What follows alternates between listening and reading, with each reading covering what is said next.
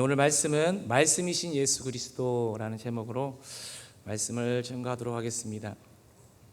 요한복음은 예수의 일생만을 쓴 것이 아니라 영원한 것을 쓰고 있습니다. 요한복음 17장 3절 말씀을 우리 다 같이 한번 읽어보도록 하겠습니다. 영생은 곧 유일하신 참 하나님과 그가 보내신 자 예수 그리스도를 아는 것이니이다.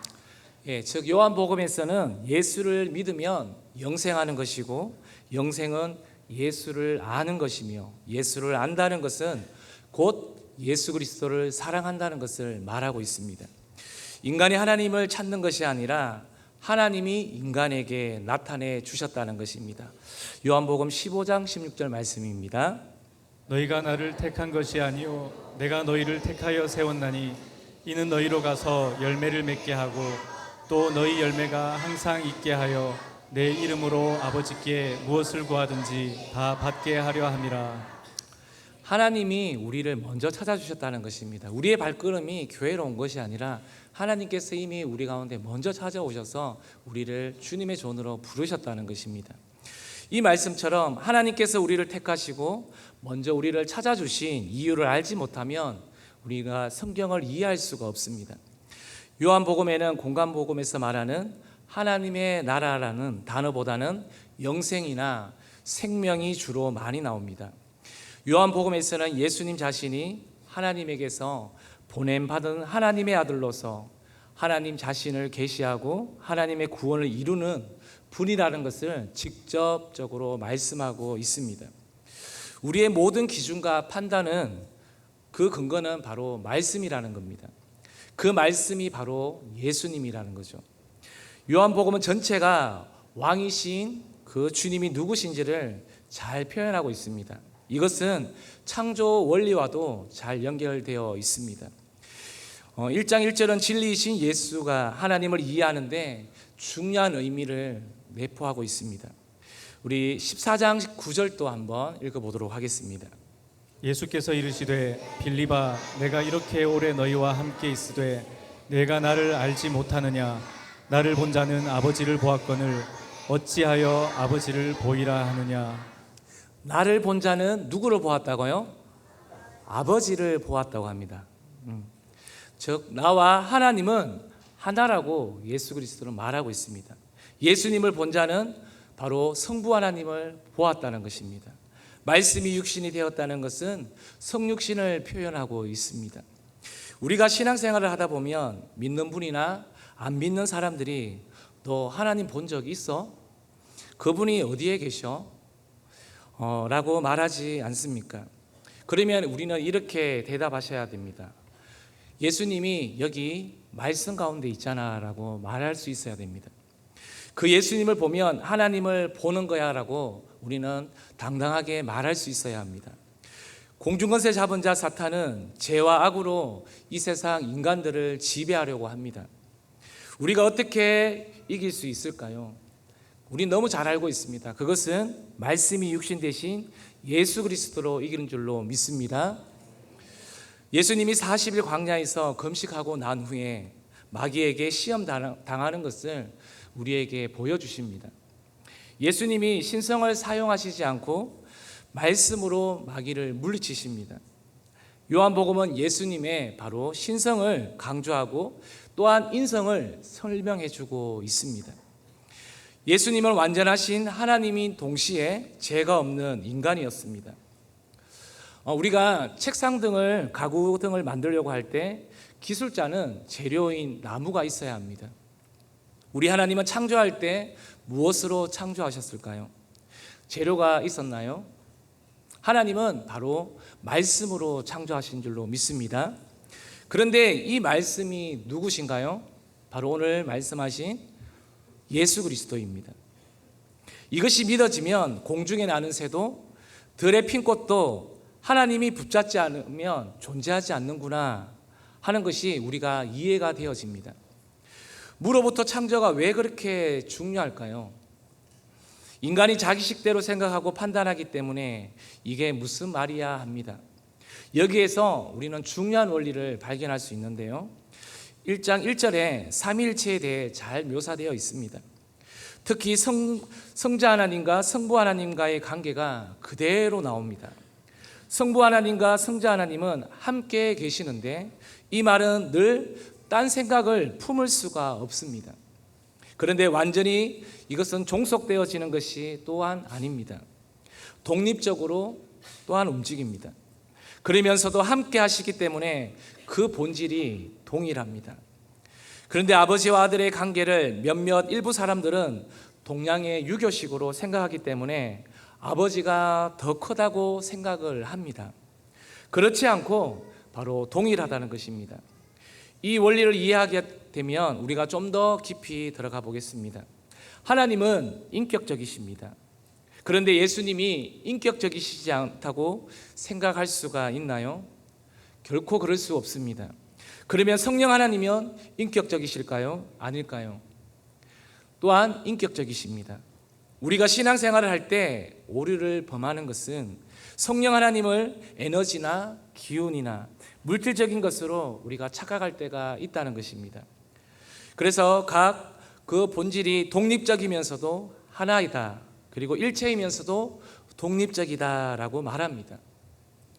사실 교리적인 부분이기도 해서 조금 어렵기도 합니다. 이것을 받아들이기가 사실은 굉장히 어렵습니다. 요한복음 1장 1절에 이것을 강조하면서 예수님이 아니면 모든 것이 아니다고 말하고 있습니다. 오늘 말씀이신 예수 그리스도를 통해 깨달아야 할 것이 무엇인지 크게 두 가지를 통해서 나누고자 합니다. 첫 번째입니다. 예수 그리스도의 절대적인 신앙입니다. 요즘은 세상이 바뀌어서 절대 진리가 없다고, 절대 진리를 주장하면 잘못된 사람이 된 것처럼 말을 하게 되는 것을 우리는 보게 됩니다. 모든 게 상대적이고 다른 종교도 포용해야 된다고 말하고 있습니다. 다른 종교를 갖고 있는 분들하고 사이 속에서 사이좋게 지내는 것이랑 절대적인 신앙을 갖는 것, 그리고 예수님의 절대적인 신앙을 부정하는 것, 또한 유일하신 구세주라는 것을 타협하는 것은 전혀 다른 것입니다. 그분이 이 땅에 실제, 즉 다시 말해서 로고스가 빛을 가져와서 이 암흑의 세계에서 참 지식을 가능케 했다는 것입니다. 무로부터의 창조가 왜 중요하냐면요, 이게 받들어져야 그리스도가 유일하다는 것이 바로 인정이 되기 때문에 그렇습니다. 우리 2장부터 20장까지는 바로 예수 그리스도의 사건이란 영원한 신적 로고스가 성육신하신 하나님의 계시와 구원을 이루 사건을 말하고 있습니다. 바로 그것은 우리가 이제 하나님을 알고 바로 지식의 그 구원을 얻게 되었다고 선포하면서 이것이 이 복음에서 서술되어진 예수 그리스도의 사건이라고 말하고 있습니다. 하나님의 말씀은 창조와 계시와 구원의 수단입니다. 우리가 특별 계시에는 일반 계시와 그리고 특별 계시가 있습니다. 일반 계시는 우리가 자연 계시를 말하는데 자연에서 나타나는 말씀을 우리가 자연을 통해서 볼 수 있는 것을 말합니다. 그런데 특별 계시는 무엇입니까? 바로 성경에서 우리에게 알려주시는 그 말씀을 그대로 받아들이면 우리가 살아갈 때 그것이 곧 우리의 구원이 된다는 것입니다. 우리가 그 말씀을 우리가 믿고 따라갈 때 바로 예수 그리스도의 절대적인 신앙을 붙들고 살아갈 수가 있다는 것입니다. 두 번째입니다. 바로 예수 그리스도가 중심된 삶입니다. 이 부분에서 조금 더 포인트를 두고 말씀을 드리도록 하겠습니다. 성부 하나님과 예수 그리스도와의 관계가 이해되어져야 하는데 그렇지 않으면 우리가 하나님을 인식하고 찬양과 경배를 드리는데 우리의 생각과는 전혀 다른 방향으로 갈 수가 있다는 것입니다. 무로부터 창조가 뭘 말하는가? 이것은 완전히 흑암 속에서 말입니다. 시간과 공간도 피조물입니다. 우리가 착각하는 것이 있는데요, 시간과 공간이 전제되면 철학적인 생각을 할 때도 이것이 피조물이라는 생각을 인식하지 못합니다. 시간도 피조물입니다. 예수님은 시간과 공간의 구애를 받을까요? 받지 않습니다. 영원하신 궁극적인 창조주이십니다. 성육신하셔서 제자들과 함께 이 땅에서 함께 동고동락하셨다는 것입니다. 그 속에서 또한 그 제자들을 가르치고 그 역사 속에서 함께 머무르며 계셨다는 것입니다. 그 예수님이 지금 흑암 속에서 무로부터 창조하시는 창조주이심과 동시에 지금 우리와 함께 계신다는 것입니다. 그분은 바로 영원하신 분이십니다. 이것이 받아들여지고 믿어지냐 하는 것입니다.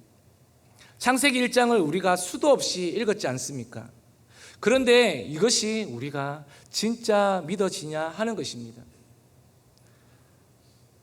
또 신약 말씀을 읽으며 지금은 우리가 어느 정도 이해가 됩니다. 말씀을 풀어주고 또 그 말씀을 읽으면서 우리가 계속해서 말씀을 들으면서 그 말씀이 풀어집니다. 만약에 우리가 그 신약 시대의 상황에 놓여졌다고 생각한다면요, 30살 되시는 어떤 청년이 다가와서 나 하나님이야 하는 것을 여러분들이 받아들일 수 있겠냐는 겁니다. 그러니 유대인들이 예수님이 이 땅에 오셨어도 그들이 말씀이신 예수님을 그대로 보지 못했다는 것입니다. 그러니 그 당시 유대인들이 예수님을 박해하려고 했던 사람들이 이상해 보이지 않을 것입니다. 요한복음에서 유대인은 세상의 대표로 나타납니다. 따라서 유대인들이 예수를 거부한 것은 세상 전체가 바로 예수 그리스도를 거부한 것입니다. 그런데 유대인들 가운데 예수를 받아들여서 예수를 믿음으로 참 백성들 그 자들을 참 이스라엘이라고 칭하고 있습니다.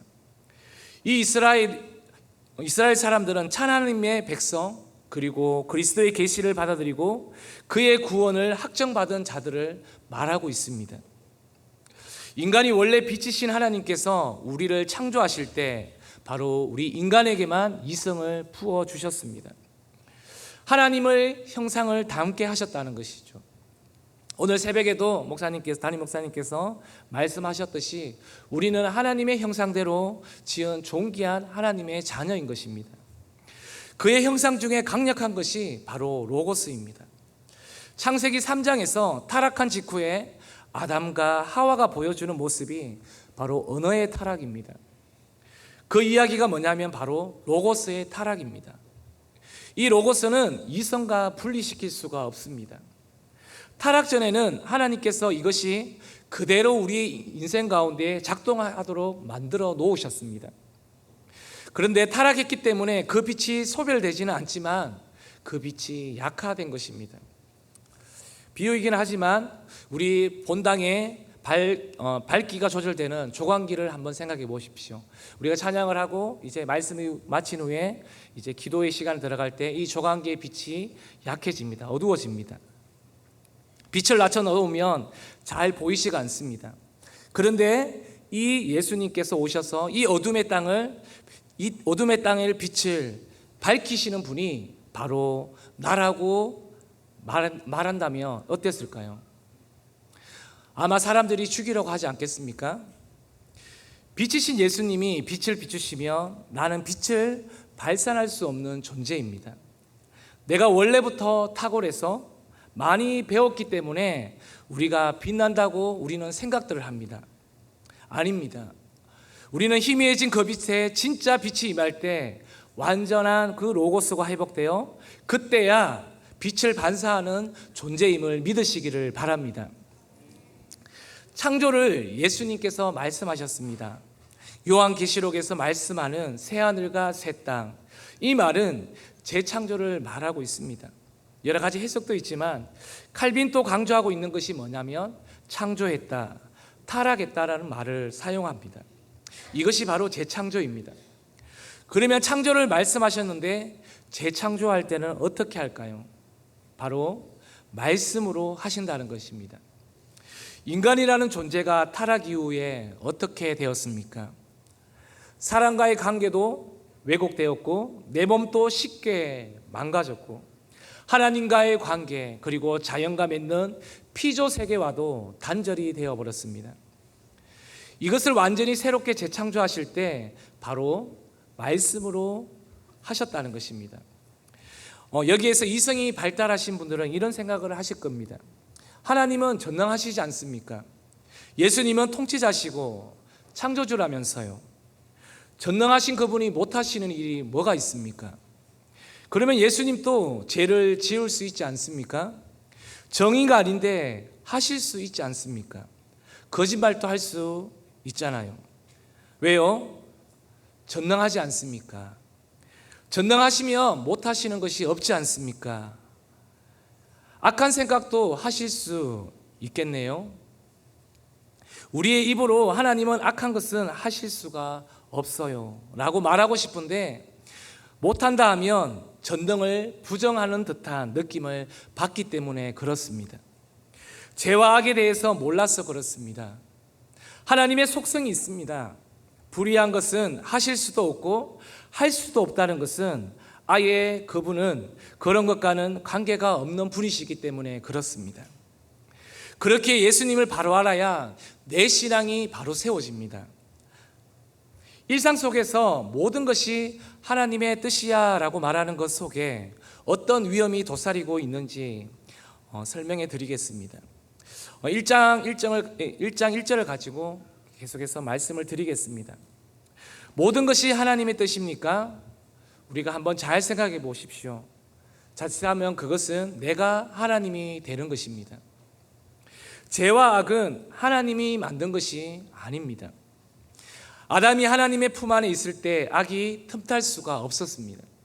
그런데 이미 내가 하나님이 되고 싶은 마음이 있을 때 바로 하나님을 배반하게 되어 있습니다. 가룟 유다가 그랬고요. 또 반란이 죄와 악의 출발입니다. 하나님의 은혜를 우리는 저버리게 됩니다. 그래서 감사하지 못하는 것이 저주라는 것입니다. 이처럼 우리가 이렇게 혼란 속에 살아가는 것입니다. 죄와 악을 하나님이 창조하지 않으셨다는 것입니다. 죄와 악도 하나님이 창조하셨다 하면 하나님이 바로 악의 출발이 되는 것이기 때문에 문제가 되는 것입니다. 그런데 하나님이 되고 싶은 천사가 변절해서 바로 하나님을 대적하기 시작하면 거기서 하나님이 그에게서 결핍이 시작되기 때문에 그렇습니다. 성도님들이 일상생활을 살아가는데 장사한다고, 또한 사업이 잘 되어 바쁘다는 핑계로 말씀의 결핍이 시작이 됩니까? 그렇게 되면 바로 위험하다는 징조입니다. 그러면 어느 순간 악이 나를 엄습하게 되고 틈이 되어 나를 두렵게 만듭니다. 사탄 마귀는 실제로 존재합니다. 그러면 나는 그 존재에 대해서 어떻게 이길 수가 있을까요? 하나님께서 지으신 창조의 선한 목적을 우리가 분명히 아는 것입니다. 내 노력과 힘으로 싸워 이기는 것이 아니라 바로 우리가 예수 그리스도를 사랑하면 로마서에서 말하는 율법으로 이기는 것이 아니고 바로 내가 예수님을 사랑하기 때문에 율법의 완성이 되시는 예수님을 사랑하는 것으로 이기게 되는 줄로 믿습니다. 그래서 많은 철학자나 하나님이 창조하셨다는 것을 반대하는 사람은 바로 재료를 가지고 창조했다고 생각하기 때문에 그렇습니다. 그러면 어떤 문제가 생긴지 아십니까? 그 완전성에 대해서 의심하게 된다는 것입니다. 그러면 그 재료는 어디서 나왔느냐 하는 것이죠. 그래서 예수님이 말씀하십니다. I am, 바로 나는 나다라고 말합니다. 무로부터 창조, 시간과 공간조차도 피조물이라고 하는 그 안에서 우리가 세팅되었다는 것이죠. 그 안에서 우리의 삶의 모든 것을 다 통치하고 다스리시고 섭리로 우리를 붙잡아 주시는 분이 바로 예수님이십니다. 바로 말씀이신 빛이 비쳐야 잘못된 이성이 바로 우리에게 제 기능을 하게 됩니다. 창조할 때 하나님의 형상을 담게 하셨다는 것에 바로 로고스를 집어넣어 주셨다는 것이죠. 하나님의 로고스, 바로 그것은 사상과 말을 함께 나타내는 것입니다. 예를 들어 나무를 만드시면 나무 안에 뿌리를 내려서 그 나무가 영양분을 먹고 흙 속에 또한 영양분을 있게끔 하신 원리가 바로 지적 설계자, 창조주로부터 나온다는 것이죠.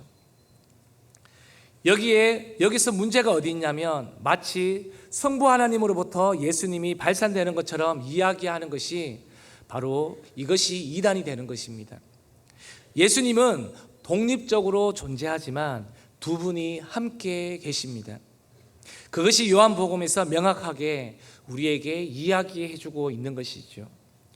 복음은 그리스도 안에 계시는 은혜의 선포입니다.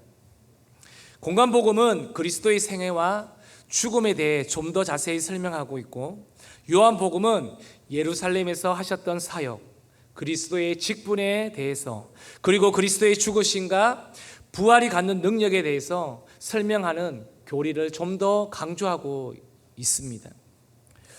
바로 1장 1절부터 우리가 아는 기독론이 나오고 삼위일체 하나님에 대해서 자세히 설명해 주고 있습니다. 우리가 예수님을 만나기 전 우리 자신을 한번 떠올려 보십시오. 이전에 내가 추구한 사상과 육신의 안목과 정욕들로, 우리의 그 생각들로 가득 차서 우리 안에 빛이 희미해진 줄도 모르고 나의 이성으로 살지는 않으셨습니까? 종교심을 창조 때에 예수님을 통해서 우리에게 심어주셨습니다. 그런데 그 종교심이 하나님을 찬양하라고 우리 모두에게 심어주셨습니다. 그런데 그와 반대로 우리 인간들이 지금 어떻게 하고 있습니까? 우상을 섬기는데 더 바쁩니다. 지금 온 세상이 돌아가는 우리 패턴들을 한번 돌아보십시오. 이번 주에 호주에서 오신 김도환 목사님께서도 말씀하신 것처럼 호주에도 지금 예수 믿기가 쉽지가 않습니다. 예수를 증거하기가 쉽지가 않습니다.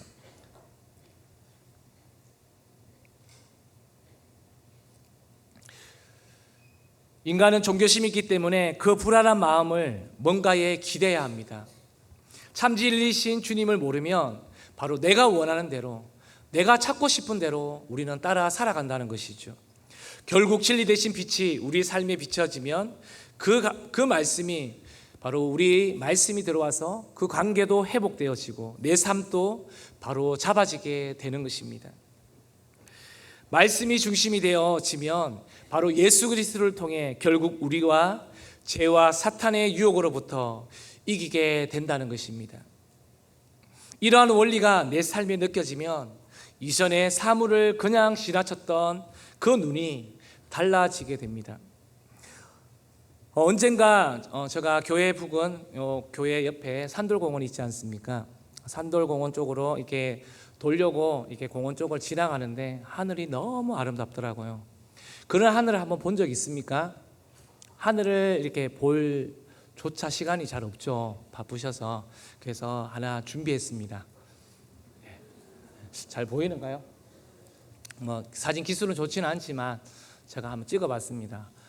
너무 아름다웠습니다. 이렇게 하늘과 나무와. 감동적이지 않습니까? 좀 눈물 좀 흘리셔야 되는데. 또 하나 보여주십시오. 요거는 우리 제자비전 친구들과 작년에 여기 낙동강 쪽에 하원 쪽에 새벽 운동할 때 그 다리 쪽으로 지나가다가 너무 예뻐서 찍었어요. 그냥 이렇게 보고 친 게 아니고요. 와, 하나님께서 어떻게 이 거미를 이렇게 신묘막시하게 지었을까? 어떻게 이렇게 견고하게 거미줄 쳤을까? 너무 감동을 받아서 제가 찍었어요. 이렇게. 감동적이십니까? 친구들 감동적이에요? 네. 표정이 별로 없네요. 네. 바로 우리가 하나님의 말씀이 들어오면요, 우리가 자연을 바라봐도 그냥 보지 않습니다. 이렇게 이게 하나님께서 하신 거구나 하는 것들을 우리가 볼 수 있습니다. 그래서 피조물을 대하는 태도와 생각도 우리들이 바뀌어진다는 것입니다. 인간이 타락하며 우리가 뭐부터 오염되는지 아십니까? 뭐부터 오염되는지 아세요? 바로 언어부터 오염이 되어지기 시작합니다. 왜냐하면 하나님의 말씀이 로고스로 세상을 지으셨기 때문에 그렇습니다. 그래서 언어가 이렇게 중요합니다. 우리가 말씀을 가까이 하게 되면요, 어떤 변화가 있을까요? 바로 우리의 입술에서 성경적인 언어가 나오게 됩니다. 우리의 입술에서 나오는 게 뭐가 나올까요? 찬양이 흥얼거리겠죠. 그런데 내가 차를 탔는데 가요가 나온다.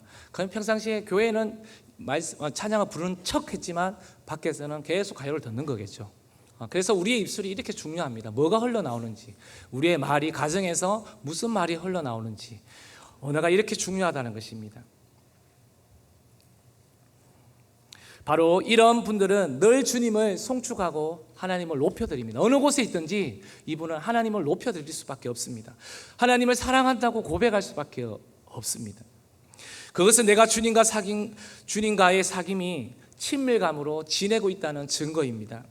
그런데 언어가 좀 이상합니다. 창세기 아담을 보면 선악과를 따먹고 난 후 하나님이 따먹지 말라는 것을 하나님은 말씀합니다. 너 왜 그거 따먹었니? 그렇게 말합니다. 아담이 뭐라고 말합니까? 첫 마디가 뭡니까? 저 여자가 이렇게 말합니다.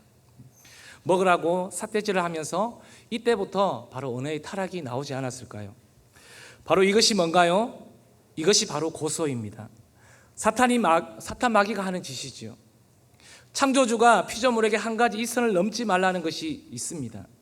그러면 아버지는 아버지 품 안에서 모든 것이 내 거야라고 말씀하시는 것입니다. 우리가 선을 넘으면 안 됩니다. 제가 있다 보니까 우리 반 아이들이 이 말 하더라고요. 아이들 언어입니다. 애들이 무슨 행동을 잘못했어요. 선생님한테 선 넘네 이래요. 처음에 무슨 말인가 싶었어요. 무슨 선 하다가 자기의 지금 분수를 넘는다는 겁니다. 그것도 듣고 보니까 가만 생각해 보니까 이 말 맞네. 얘들이 선을 넘고 있네. 지금 이런 생각이 들더라고요. 그래서 우리가 자녀에게 말할 때, 또 부부에게 말할 때, 동료와 말할 때, 또 교사와 학생과의 말할 때를 한번 잘 생각해 보십시오. 나의 언어는 지금 어떻게 흘러가고 있는지를 한번 생각해 보십시오. 바로 그 언어를 통해 생각하도록 하나님이 인간에게만 주셨습니다. 인간에게 주셨습니다. 예전에 목자 설교인가 할 때 어느 목녀님인지 이렇게 개가 뭐 말을 했다고 했던 장면이 제가 생각이 나는데 기억나세요? 어떻게? 사랑해요? 했나? 개가 뭐 하여튼 뭔가 박진주 집사님이 하셨나? 네. 새벽기도 안 나오셨어요 그때? 다들 반응이. 네. 하나님에게만 우리 인간에게만 그 언어를 주셨다는 것을 잊지 마십시오. 우리는 말씀으로 세계를 지으셨다는 그 말씀이 와닿아야 합니다. 내 언어가 내 생각인지 하나님이 주신 생각인지 어떻게 분별합니까? 하나님께서 천지를 만들어 놓으시고 참 좋다고 말씀하셨습니다. 특별히 인간을 지으시고는 더 좋다고 말씀하셨지요. 그래서 우리가 안식하면서 그분을 높이고 찬양할 때 하나님이 얼마나 좋아하시는지 아십니까? 우리 담임 목사님도 차를 타고 가시면 혼자 타고 가시면 제일 즐겁다 하시잖아요. 왜? 그 안에서 마음껏 하나님 찬양할 수 있으니까. 그런 적 있으십니까? 진짜 한번 해보십시오. 너무 좋습니다. 차 안에 방해받지 않습니다. 이렇게. 공작새가 자신의 화려한 깃을 펼치면서 화려함 뽐내는 것이 바로 하나님을 찬양하는 것입니다. 하나님이 만들어 놓으신 피조물이 그대로 놀면 그것이 하나님을 찬양하는 것입니다. 우리가 완전히 안식하면서도 주의를 성수하면서 전인격적으로 찬양하고 높여드릴 때 바로 하나님이 기뻐하시는 것입니다. 예수님을 믿는 것이 이 땅에 최고의 기쁨을 주기 때문에 우리는 세상 다른 어떤 것과도 비교할 수가 없습니다. 우리가 착각하는 것이 있습니다. 우리가 세상의 최고의 기쁨을 모르기 때문에 세상에 보여지는 어정쩡하게 잠깐 즐거웠다가 별것도 아닌데 그것에 매이게 만들어 버린다는 것이죠. 예수 그리스도와 함께하면 더 이상 가질 수 없는 최고의 기쁨을 우리가 맛볼 수 있습니다. 더 이상 오를 수 없는 그 어떤 것으로도 만족되지 않는 것입니다. 이것이 바로 창조의 원리입니다. 하나님께서 우리를 창조하셨을 때 바로 우리 인간에게 자유의지를 주셨습니다.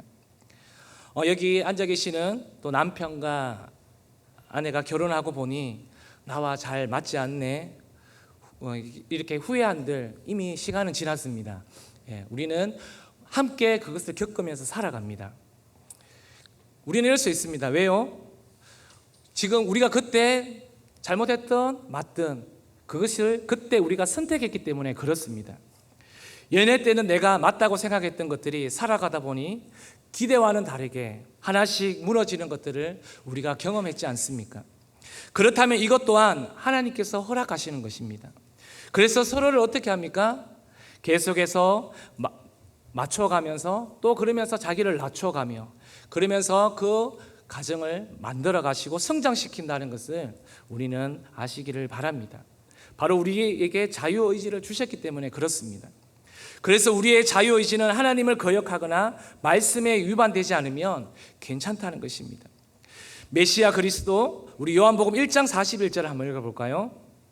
그가 먼저 자기의 형제 시몬을 찾아 말하되 우리가 메시아를 만났다 하고, 메시아는 번역하면 그리스도라. 예, 메시아를 헬라어로 번역하면 바로 그리스도가 됩니다. 우리 마태복음 16장 16절 한번 읽어보겠습니다.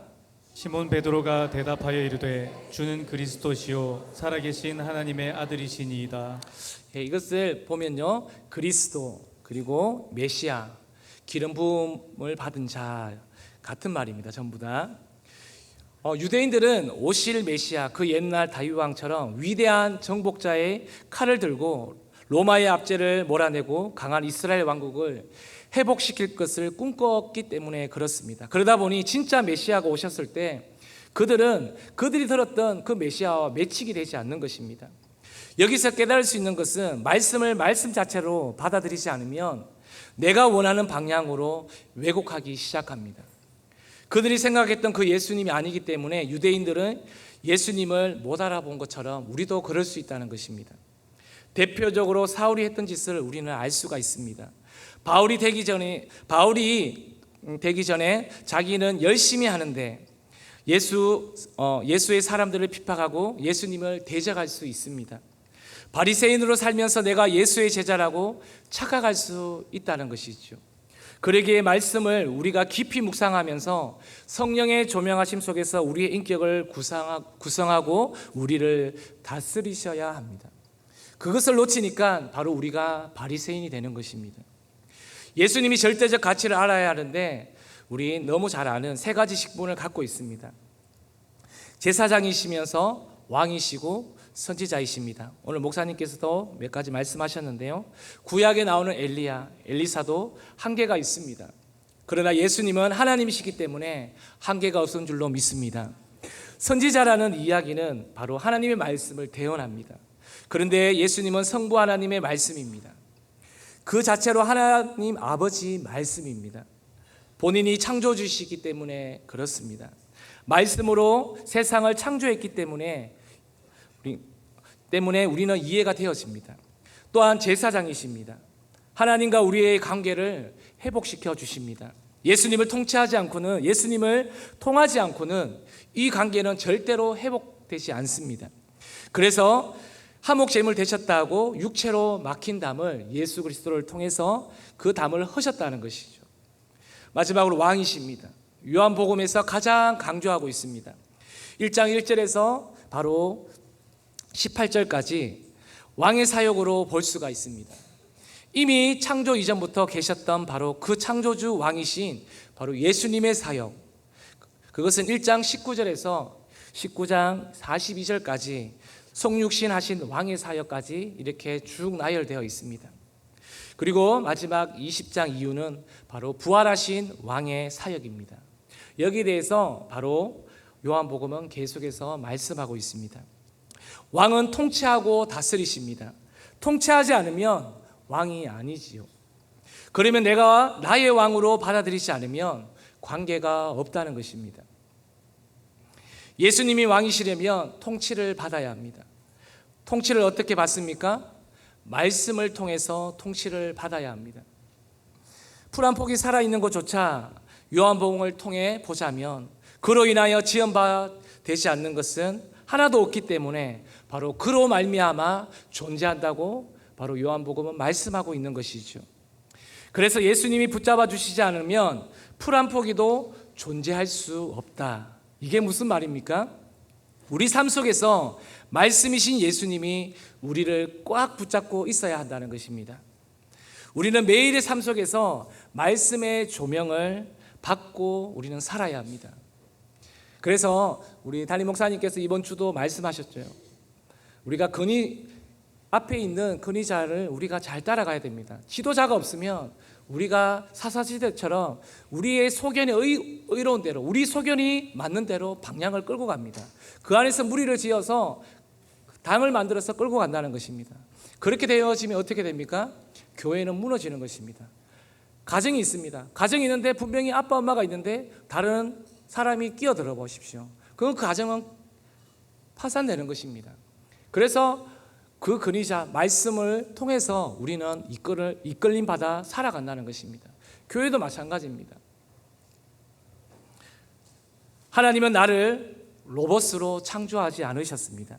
그가 나와 관계를 맺으시고 사랑 안에서 말씀으로 나를 다스리시도록 하고 싶어하는 그분의 심정을 갖고 우리는 살아가야 될 줄로 믿습니다. 이제 말씀을 마무리하겠습니다. 나의 삶 속에서 우리가 바로 예수 그리스도의 통치를 받아들이며 하나님 나라의 원리가 예수 그리스도를 통해서 초월적이지만 우리를 세밀하게 우리의 삶 가운데 다스리고 계시다는 것입니다. 이것을 우리가 절대 놓치면 안 됩니다. 우리가 사는 이 땅의 피조 세계는요, 절대 숭배의 대상이 아님을 우리가 꼭 기억하십시오. 바로 하나님의 말씀인 창조와 계시와 그 구원이 바로 우리를 이끌어 간다는 것입니다. 내 노력과 힘으로 싸워 이기는 것이 아닌 줄로 믿습니다. 바로 예수 그리스도를 중심으로 우리의 삶 가운데 모시고 사랑하는 인생이 될 때 바로 우리의 인생에 주님께서 말씀으로 돌아오셔서 우리를 간섭하시며 우리를 선하게 이끌어 가신다는 것입니다. 그래서 우리가 매주 나오는 강단에서 흘러오는 이 말씀은요, 우리가 허투루 듣지 마시기 바랍니다. 우리 아이들도 말씀을 적고 하지만 그 안에서 내가 진짜 적용해야 할 말씀, 이 말씀을 내가 오늘 하나 다 기억하지 못한다 할지라도 이 말씀 붙들어야겠다, 그 말씀을 생각하시면서 하루를 되씹어야 됩니다. 그럴 때 내가 유혹이 와도 넘어지지 않고 쓰러지지 않는 것이죠. 자칫해버리면 우리가 수많은 말씀을 공부를 통해서 우리의 머리를 지식으로만 키울 수 있다는 것입니다. 그런데 우리 교회는 그렇지 않습니다. 삶으로 살아낼 수 있도록 계속해서 끊임없이 훈련시킨다는 것이죠. 바로 우리 가운데 기도가 따라오는 것입니다. 기도의 삶을 살게 하시고 또한 세상 가운데서는 어떻게 직장과 가정 속에서 우리가 그 삶을 살아낼 수 있도록 먼저 우리가 희생하는 삶으로 우리가 살아갈 수 있도록 우리를 계속해서 훈련시킨다는 것입니다. 우리에게 말씀하신 예수 그리스도께 조명받아서 바로 빛 대신 예수 그리스도를 반사해 내시는 저와 사랑하는 성도님들이 다 되시기를 소망합니다.